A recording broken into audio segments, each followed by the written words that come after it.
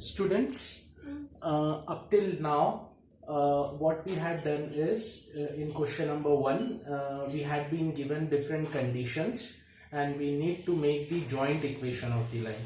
हमें अलग अलग conditions दी गई थी और हमें joint equation line की form करना था.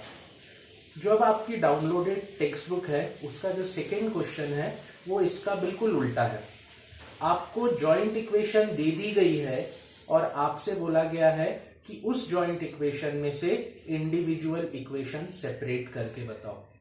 तो ये जो क्वेश्चन है ये काफी थोड़ा सा टिपिकल है, खासकर इसके लास्ट 2 पार्ट्स, लेकिन जो इसके पहले पार्ट्स हैं वो काफी आसान है.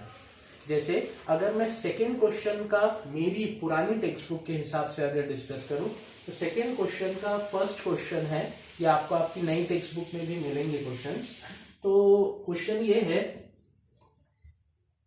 3y² plus 7xy is equal to 0. ये क्वेश्चन है और आपको बोला गया है कि ये एक जॉइंट इक्वेशन है लाइन की. तो इस जॉइंट इक्वेशन में से आप इसका वो बना के बताओ, इसकी सेपरेट इक्वेशंस करके बताइए. ये क्वेश्चन नंबर 1 का अपोजिट काम करने के लिए बोल रहा है अभी हमें. तो जब भी आपको, वैसे तो जनरली हमें होमोजीनियस इक्वेशंस में 3 टर्म्स दिखते हैं, लेकिन यहाँ पे हमें 2 ही टर्म्स दिखाई दे रहे हैं. तो हम सबसे पहले क्या करेंगे, इन दोनों टर्म्स में से जो चीज कॉमन निकल रही है यानी फैक्टराइजेशन, हम उसको फैक्टराइजेशन को कैरी आउट करेंगे. तो इस दोनों टर्म्स में से y वाला पार्ट कॉमन निकल रहा है, तो मैं इन दोनों इक्वेशंस में से, दोनों टर्म्स में से y कॉमन निकालूंगा. जैसे ही मैं इसमें से y कॉमन निकालूंगा, ये इक्वेशन बन जाएगी y 3y plus 7x is equal to 0. तो अब जो 2 फैक्टराइज्ड पार्ट्स आए हैं, ये आपकी 2 इक्वेशंस है. आपकी एक इक्वेशन रहेगी y इज इक्वल टू 0 और आपकी दूसरी इक्वेशन रहेगी 3y plus 7x equal to 0. ये आपकी सेकेंड इक्वेशन रहेगी. तो इस कंबाइंड इक्वेशन में जो 2 इक्वेशंस इनहेरेंटली छुपी हुई हैं वो आपने निकाली कॉमन निकालकर. इसमें ये बात ध्यान रखिएगा, अगर आपको जॉइंट इक्वेशन में 2 ही टर्म्स दिखाई दे रही हैं तो उसमें या तो कोई फॉर्मूला लग रहा होगा या फिर आपको कॉमन निकालना पड़ेगा. अब मैं आपको उसी क्वेश्चन का एक और पार्ट करके बताता हूं जिसमें आपको 3 टर्म्स दिखाई देंगी और करने का तरीका बदल जाएगा. Please see to it. अब ये नेक्स्ट पार्ट कर रहा हूं.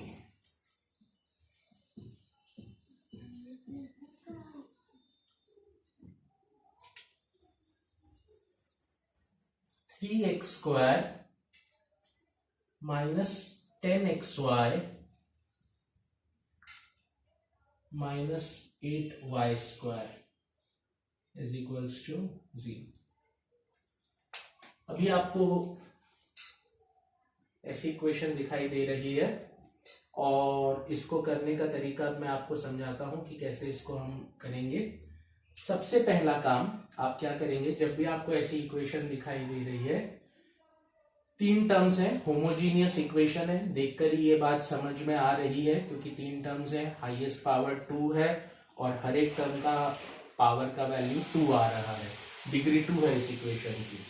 तो सबसे पहले आप क्या करेंगे, इस पूरी इक्वेशन को x² से डिवाइड कर देंगे. इस पूरी इक्वेशन को x² से डिवाइड करेंगे.